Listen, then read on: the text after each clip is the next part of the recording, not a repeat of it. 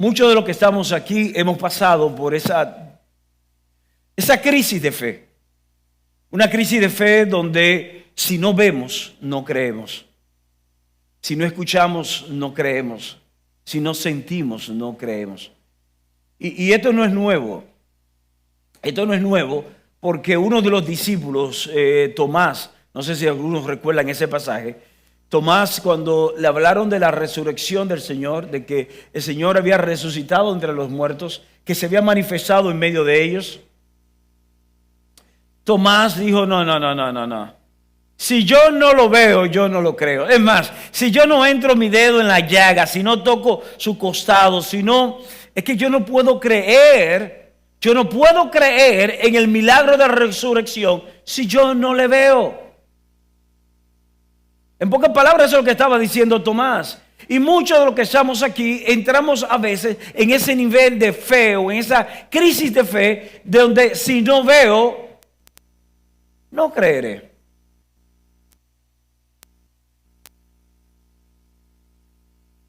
Ahora yo quiero compartir con ustedes una frase que para mí es el escritor, el autor, para mí uno de los más, si no es el más, uno de los más influyentes escritores de Latinoamérica de la época moderna, si no es el más, uno de los más.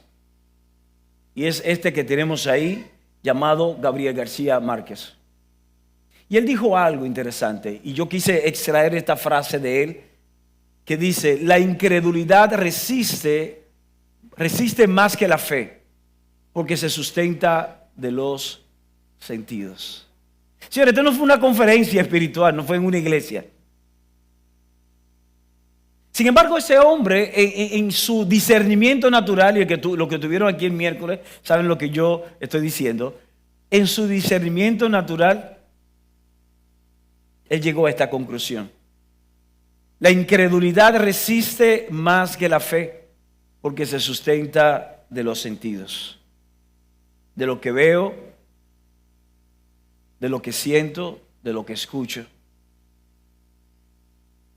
Y muchos de nosotros no creemos a Dios como debemos de creerle, porque sencillamente no sentimos nada. Si no sentimos escalofríos, si no vemos ya de manera tangible la manifestación del milagro u otras cosas, no creemos. No creemos. Y son los momentos donde a veces nos preguntamos o decimos, si Dios es bueno, si Dios es todopoderoso, ¿por qué no siempre hace el milagro? ¿Algunos se han hecho esta pregunta acá? Dios es bueno. Ok. Dios es todopoderoso. Ok. Pero si eres bueno y es todopoderoso, ¿por qué no siempre hace el milagro? ¿Por qué no siempre sana al enfermo?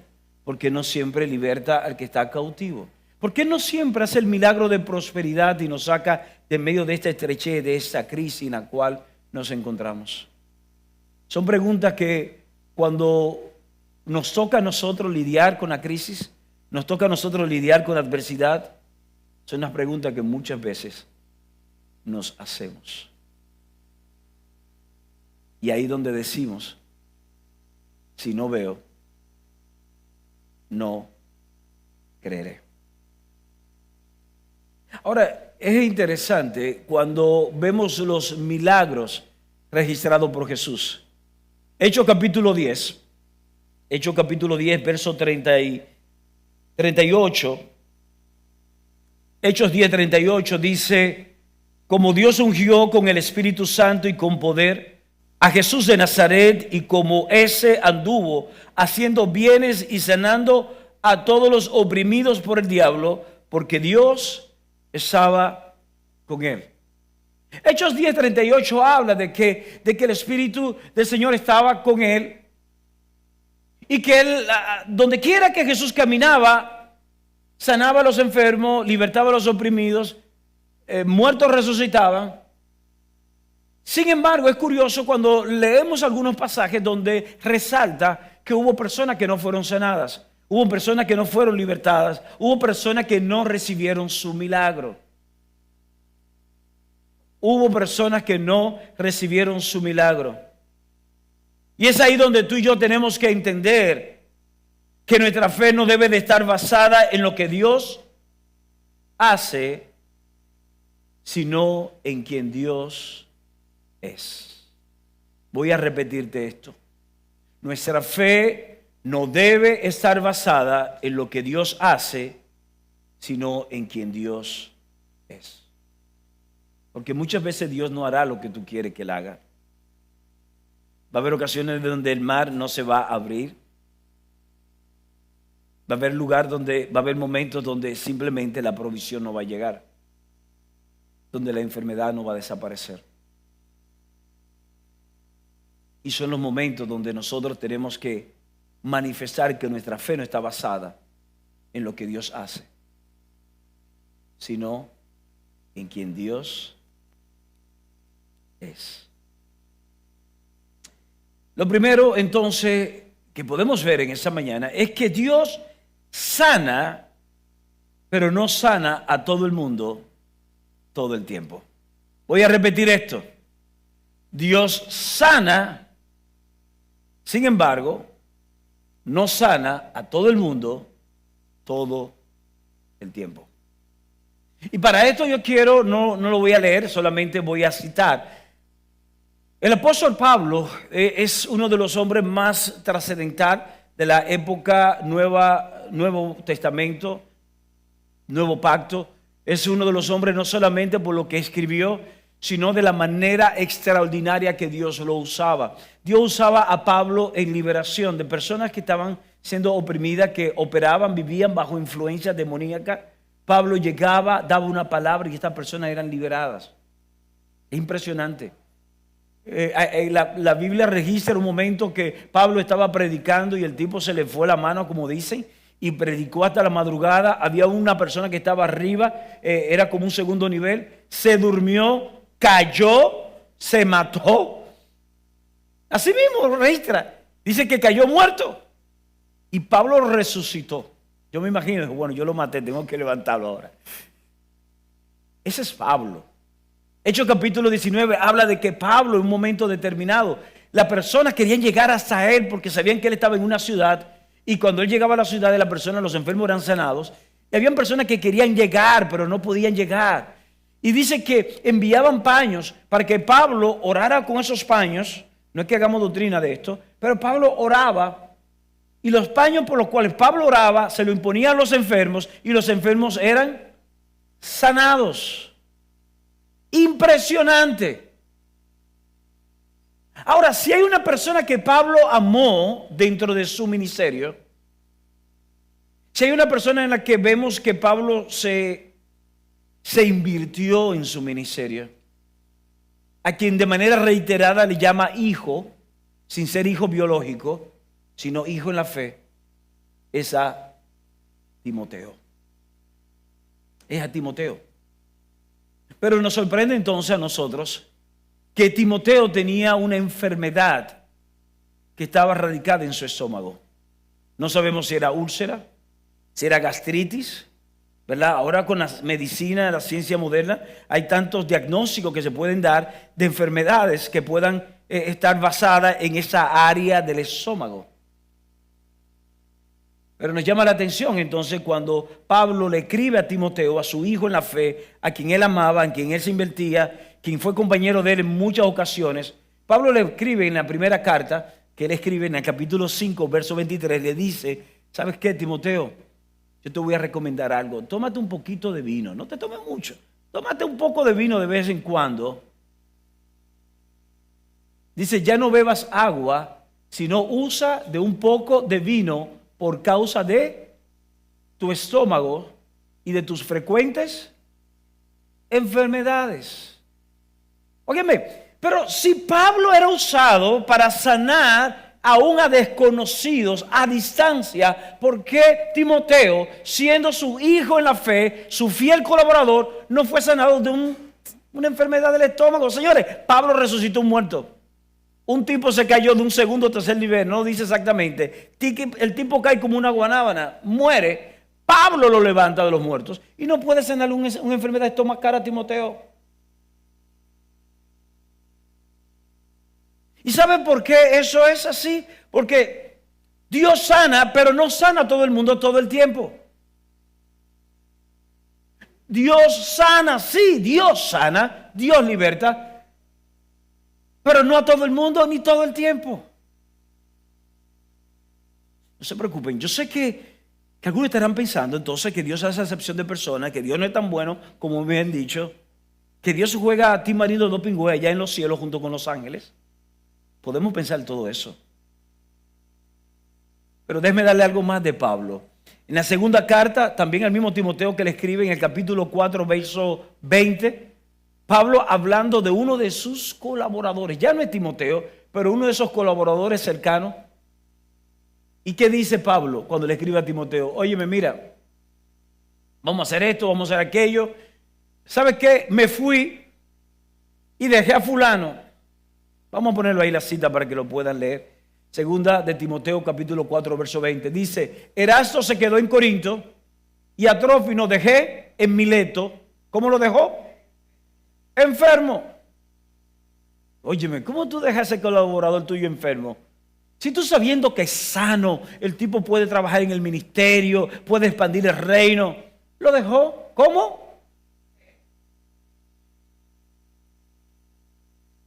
Yo imagino que Pablo se preguntaría en el momento determinado, pero tú me usas para sanar todo tipo de enfermedad. ¿Por qué yo no puedo sanar a Trófimo?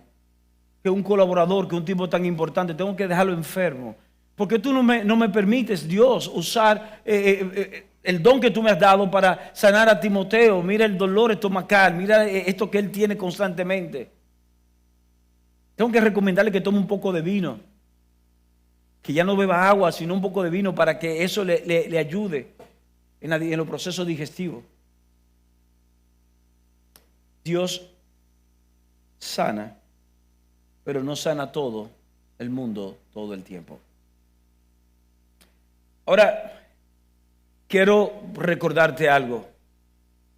Nuestra fe no debe estar basada en lo que Dios hace, sino en quien Dios es.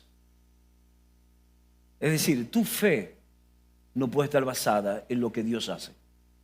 Tu fe no puede estar basada en que si Dios te da la oportunidad de ser madre o de ser padre por un tema de esterilidad, y si Dios no me permite fructificar, entonces mi fe va a entrar en crisis. No debe estar basada en esa. No debe estar basada en la prosperidad o no que Dios pueda darte. En que tú estás orando, tú eres más comprometido que otra persona, y ese que llegó ayer, ya Dios le dio un empleo o ya Dios le hizo prosperar la empresa, y yo que te he sido fiel, yo que te sirvo y todo esto, nada sucede conmigo. Tu fe no puede estar basada en eso. Tu fe no puede estar basada en lo que Dios hace. Debe estar basada en quien Dios es. ¿Cómo se llama la serie? Si no veo, no creeré. ¿Estamos nosotros en ese punto? ¿O estamos dispuestos a creer por el milagro de Dios? Aún no veamos. Ahora yo quiero rapidito ver algunas razones. No voy a decir que son de manera absoluta, pero quiero que veamos algunas razones por las cuales Jesús no hizo milagros. Marcos capítulo 8, verso del 11 al 12. Marcos capítulo 8, verso 11 y 12. Dice, vinieron entonces los fariseos y comenzaron a discutir con él, pidiéndole señal del cielo para tentarle. Y gimiendo en su espíritu dijo, ¿por qué pide señal esta generación? De cierto os digo que no se dará señal a esta generación. Y dejándolos, volvió a entrar en la barca y se fue a la otra ribera. Los fariseos querían tentar y querían decirle, óyeme bien, si realmente tú eres, queremos ver señales, queremos ver milagros. Es como Satanás cuando quiso tentar a Jesús. Si verdaderamente eres hijo de Dios, haz que estas piedras se conviertan en pan. Haz un milagro.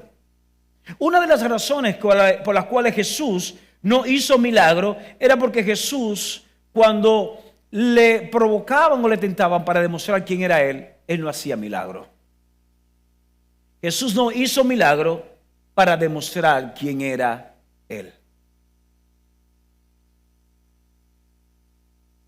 Jesús no hizo milagros para demostrar quién era él. Él no tenía que demostrarle a nadie quién era él. Cuando él hizo milagro porque tenía que hacerlo, porque era parte del plan de Dios, era parte del propósito de Dios, era la voluntad de él hacerlo, pero él no lo hacía para hacer un show off, para hacer una demostración, como dicen por ahí, ¿verdad? Un performance, y vean que él es el Hijo de Dios, que él es el duro. ¿Recuerdan cuando él estaba en la cruz, verdad? Si eres hijo, baja. Él no tenía que demostrar nada, él no tenía que confirmarle a los ojos de los demás de que él era el Hijo de Dios. Por tanto, cuando él tenía que demostrar, él no hacía milagro.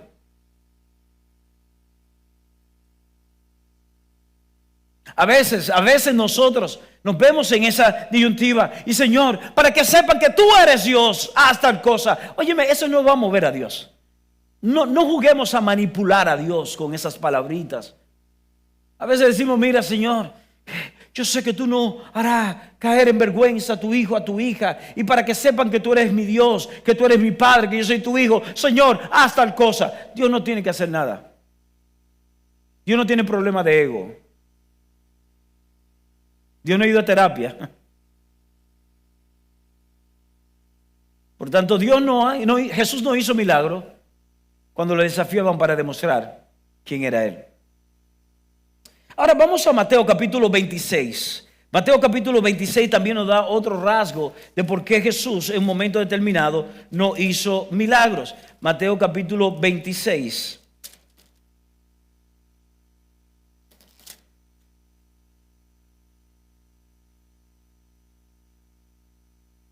Versos 53 y 54. ¿Acaso piensas que no puedo ahora orar a mi Padre y que Él no me daría más de 12 legiones de ángeles? Pero ¿cómo entonces se cumplirían las escrituras de que es necesario de que así se haga? Ese es el momento en que Jesús es arrestado. Una de las cosas por la cual Jesús no hizo milagro, no solamente cuando le desafiaban a demostrar quién era Él. Jesús no hizo milagro en momento determinado para no interferir con el plan o el propósito de Dios. No hizo milagro porque no quería interferir con el plan o propósito de Dios. Jesús es tomado bajo arresto para ser llevado a la cruz. Y yo me imagino que los discípulos entraron en confusión. ¿Cómo es posible que Él no pueda liberarse?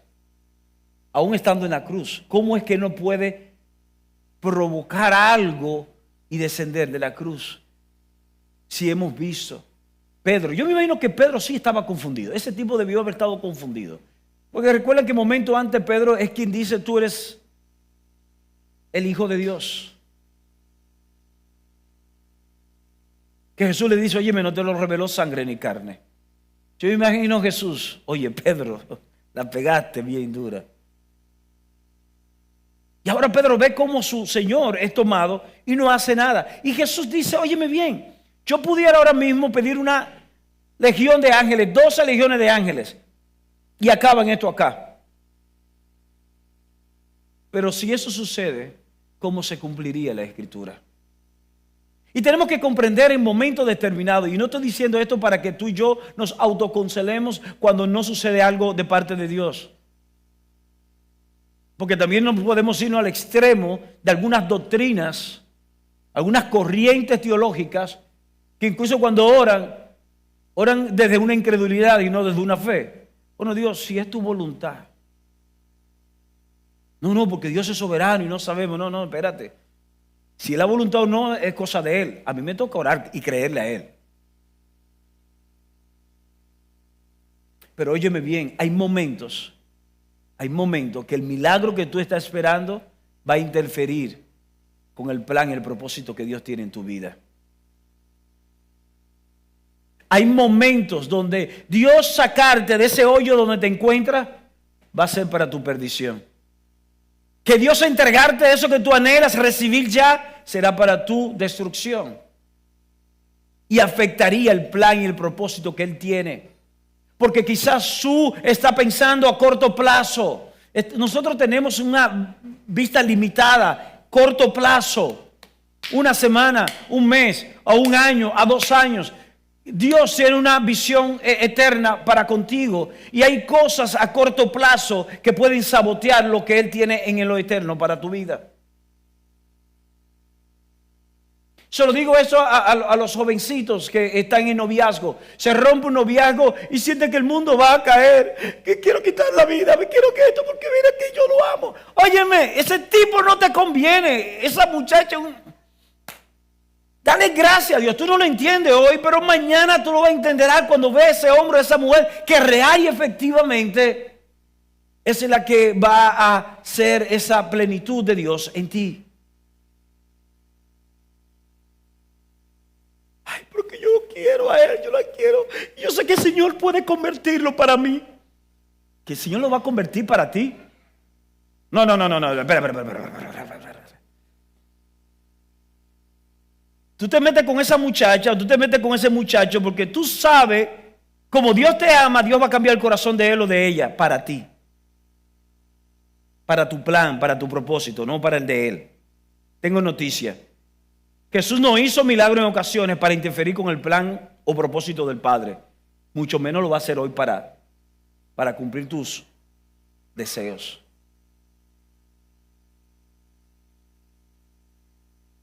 Pero tengo noticias buenas a todo esto. Dios es bueno y es todopoderoso. Y Dios hace milagros. Dios hace milagros hoy en día. Dios es un Dios que hace milagros. Tenemos que romper esa vasija en la cual nuestra mente se ha puesto hoy en día, que encapsula a Dios solamente a una relación teológica. Dios hace milagros. Dios transforma vida. Dios transforma realidades. Dios hace milagro creativo, créelo. Dios puede regenerar órganos que están deteriorados en el cuerpo de una persona. Y Dios tiene el poder para regenerar esos órganos. Y tenemos que creerle a Él. Quizás no veamos aceite salir de varias vasijas, como en el milagro que sucedió en aquel momento cuando Eliseo visitó a aquella viuda con 2 hijos. Porque quizás no es eso, no es aceite de tinaja, pero la provisión puede ser de otra manera, de lugares inesperados. Dios abrir puertas, de personas imposibles que se te acerquen y Dios traerla a tu vida. Dios hace milagros y tenemos que creerlo. Aunque no lo haga con todo el mundo y no lo haga en todo tiempo, siempre tenemos que creer que nosotros somos el próximo en la lista.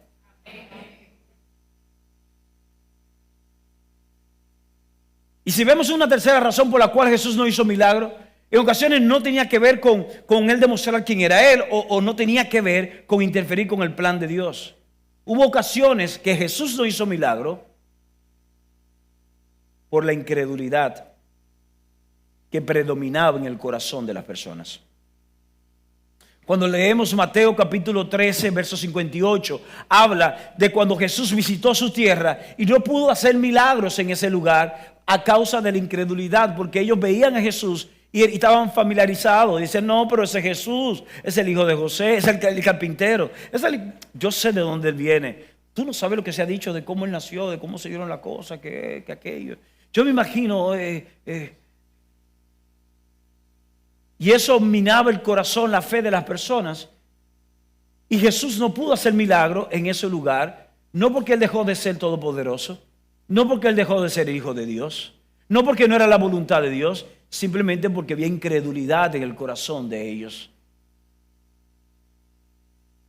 Y hay ocasiones que no vamos a ver cosas en esta casa de fe, no porque Jesús tenga que demostrar quién es Él, no porque interfieras el propósito. Va a haber ocasiones en que Dios no hará cosas en este lugar, en tu vida, en mi vida o en nuestra familia, a causa de la incredulidad. Le damos más peso a lo que vemos. Hebreos 11, el autor de Hebreos habla de que la fe es la certeza de lo que se espera, la convicción de qué, de lo que no se ve. Sin embargo, pensamos, esa frase con la que iniciamos, ¿la recuerdan? La de García Márquez. Esa frase la acuñamos en nuestros corazones como si fuera una frase inspirada por el Espíritu. Y decimos, tú ves, la incredulidad resiste más que la fe, es más fuerte que la fe. Por eso es que es que mira, hasta García Márquez los dijo. ¿Y quién es García Márquez? Pero lo que él dijo es una realidad. La realidad es que la incredulidad se alimenta de los sentidos. Y es por eso que la incredulidad tuya y mía se va a alimentar de lo que estamos viviendo en la casa, de lo que estamos viviendo en el trabajo, de lo que estamos experimentando en la empresa, lo que estamos viviendo con nuestros padres, con nuestros hijos. Y esa incredulidad va creciendo. Y por eso tenemos tantos jóvenes que se desconectan de la fe, porque están viendo una disfuncionalidad entre lo que mi papá y mi mamá predican y lo que ellos viven. Y entonces lo que yo estoy viendo pesa más de lo que me están diciendo. Y por eso no voy a creer. Y no puedo ver milagros, porque mi incredulidad se va alimentando como una bestia voraz de los sentidos. Pero tengo noticias, Dios sí hace milagros. Dios sí hace milagros. Dios sí hace milagros.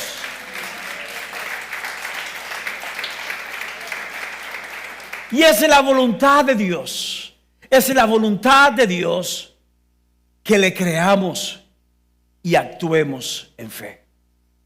Es la voluntad de Dios que le creamos y actuemos en fe.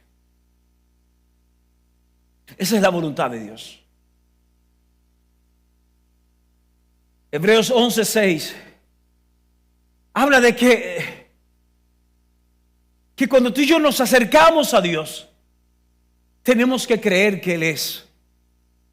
Pero sin fe es imposible agradar a Dios, porque es necesario, óyeme bien, es necesario, es imperante que el que se acerca a Dios crea que le hay y que Él premia, Él galardona a los que le buscan. Dios lo hace. No te conformes a un diagnóstico.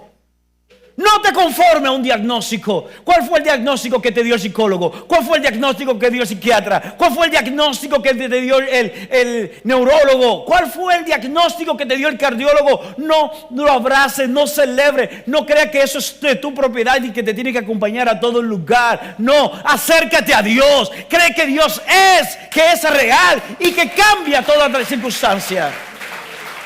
Porque es necesario que tú y yo nos acerquemos a Dios creyéndole a Él. Resístete a normalizar lo que es incorrecto. Iglesia, tenemos que resistirnos a normalizar lo que es disfuncional. Vamos a resistirnos a normalizar lo que es contrario al diseño de Dios. Y vamos a pararnos radicalmente y vamos a creerle con una certeza de esas cosas que estamos esperando, una convicción de lo que no estamos viendo, pero que sabemos que Dios lo hace, porque nuestro Dios es bueno, porque Dios es todopoderoso. Él quiere que tú y yo le creamos y Él quiere que tú y yo actuemos en fe. Él quiere eso. Mateo 17:20. Ahí mismo nos habla a nosotros. Jesús le dijo: por vuestra poca fe, porque de cierto os digo que si tuvieres fe como un grano de mostaza, Diréis a este monte, pásate de aquí allá, y se pasará, y nada os será imposible. Lo que estaba sucediendo en ese contexto era que había un joven que era poseído, era oprimido por fuerzas diabólicas, demoníacas. Los discípulos no podían, y los tipos oraban, hacían de todo y no podían liberar a este muchacho. Y cuando van donde Jesús se dice, por vuestra poca fe. Pero yo me imagino que algunos dirán, pero yo oro, pero yo estoy ayunando 21 días, 40 días, tantos días de ayuno, de oración, y nada sucede. La pregunta es, ¿tú estás orando, estás ayunando por una costumbre, por un hábito, por una disciplina espiritual? ¿Lo estás haciendo como un mecanismo de manipular o eres movido por la fe? Eso solamente lo sabes tú y Dios. Claro está, quien es que conoce el corazón, quien escudriña todas las cosas.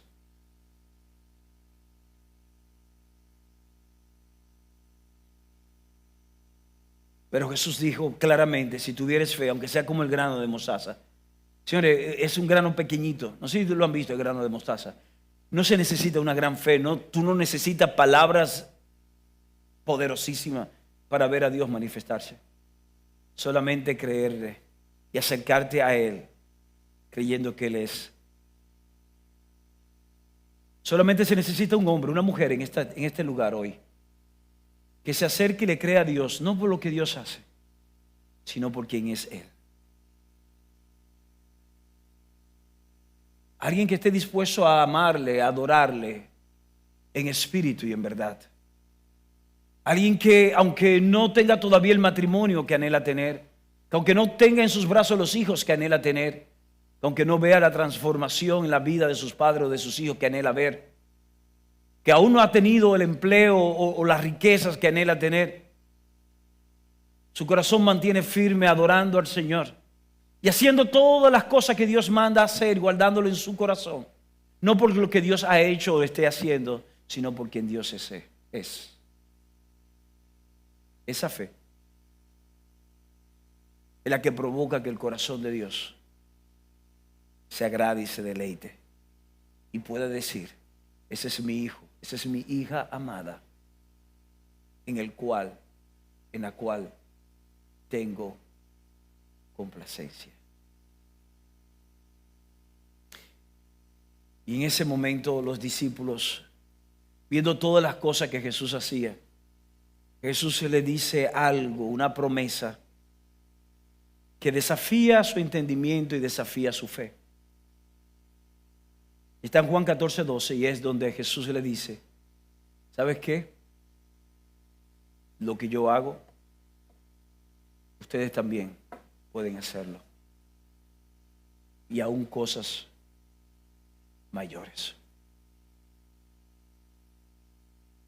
¿Hace milagros? Sí, hace milagros. Dios hace milagros. Dios sana. He hecho un sobreénfasis en la sanidad. El próximo domingo estaré hablando de la provisión. Desde esta posición, ¿verdad? Donde a pesar de que no veamos, podemos creer. Y ese título de la serie deje de ser una realidad en nuestra vida, de que si no veo, no creeré. ¿Cuál es la sanidad que tú necesitas hoy?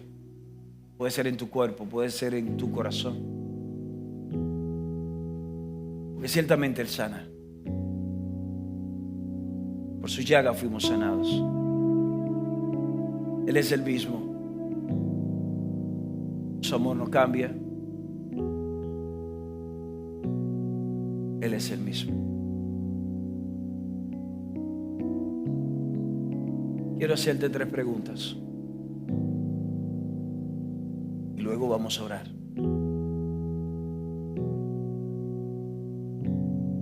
Lo primero que quiero preguntarte hoy es, ¿quieres experimentar un milagro?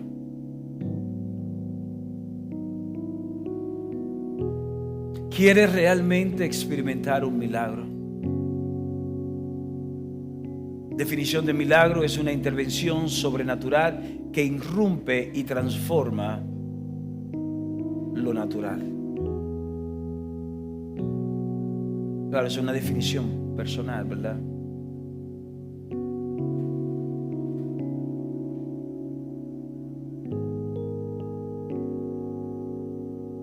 Y quiero ser muy prudente con lo que voy a decir ahora, pero entiendo de Dios hacerlo.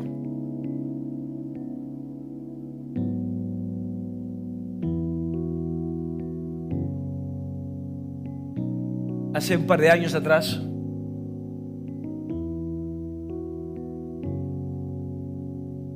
una persona llega a mí con un diagnóstico de uno de sus hijos. Y llega devastada esta persona con ese diagnóstico.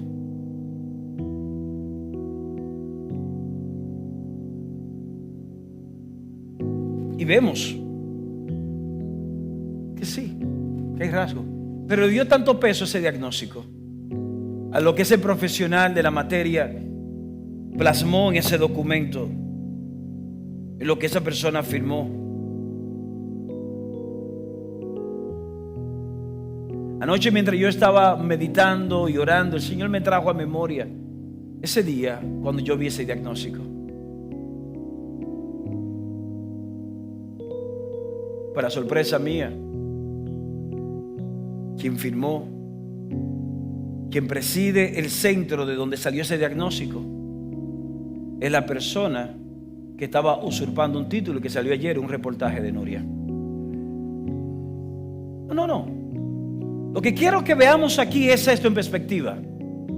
¿Cómo nosotros le damos tanto peso a lo que escribe un profesional y no le damos peso a lo que Dios reveló? No estoy descartando a los profesionales. Aquí tenemos profesionales en diferentes ámbitos. Incluso tenemos varios profesionales en el ámbito de salud. No estamos descartando eso. Pero la pregunta es, a pesar de lo que diga ese documento, ese diagnóstico, ¿quieres experimentar un milagro? Si tu respuesta es sí, eso nos lleva a una segunda pregunta. ¿Qué impide que suceda?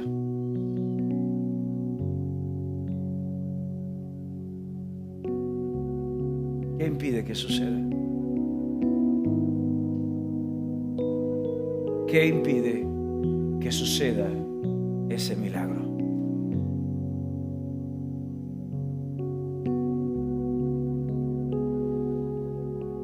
Y si tú me dirás, estoy debatiendo con el tema de mi fe, mi incredulidad. Si tú dirás, es que yo no sé si es la voluntad de Dios o no, de que eso cambie, de que esto se sane. Y yo desconozco esto ahora mismo, no sé exactamente. Entonces te hago esta tercera pregunta. ¿Cuándo empezarás a desarrollar tu fe y a actuar por ella? Porque por fe andamos y no por vista. ¿Cuándo comenzaremos a llamar las cosas que no son como si fuesen? ¿Cuándo comenzaremos a actuar conforme, no a cómo me siento, sino a cómo veo en la palabra que Dios me revela que debo de actuar? ¿Cuándo empezarás a desarrollar tu fe? ¿Cuándo decidiremos a acercarnos a su palabra no con la intención de crecer en nuestros intelectos y discutir y entrar en discusiones teológicas y que quiero conocer más de la palabra para defender porque soy un defensor de la palabra, una defensora? No. ¿Cuándo vas a conocer más de la palabra para conocerlo a Él? No te quedes en la palabra, sino en el Dios de la palabra, donde aquel que ha hablado, para que tu fe crezca.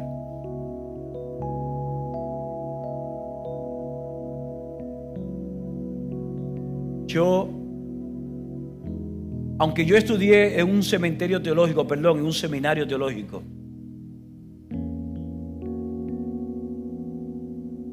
y le tengo valor, le veo hay valor en los estudios, ¿verdad? En todos los estudios que hay y la forma y todo esto, y me ha ayudado como herramienta. ¿Sabes qué?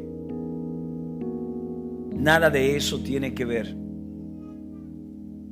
con lo que realmente es la fe que se desarrolla cuando tú le conoces a Él. Y entramos en esa dimensión de amar y creerle a Dios, no por lo que Dios hace, sino por quien es Él. ¿Quieres un milagro? ¿Qué lo impide? Este es el día. Este es el día. La incredulidad se alimenta por los sentidos, pero la fe se alimenta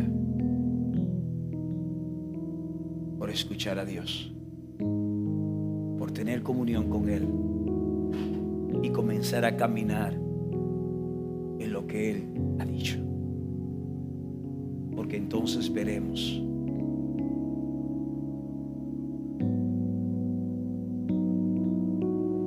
y porque vemos, mejor dicho, porque creemos, entonces veremos.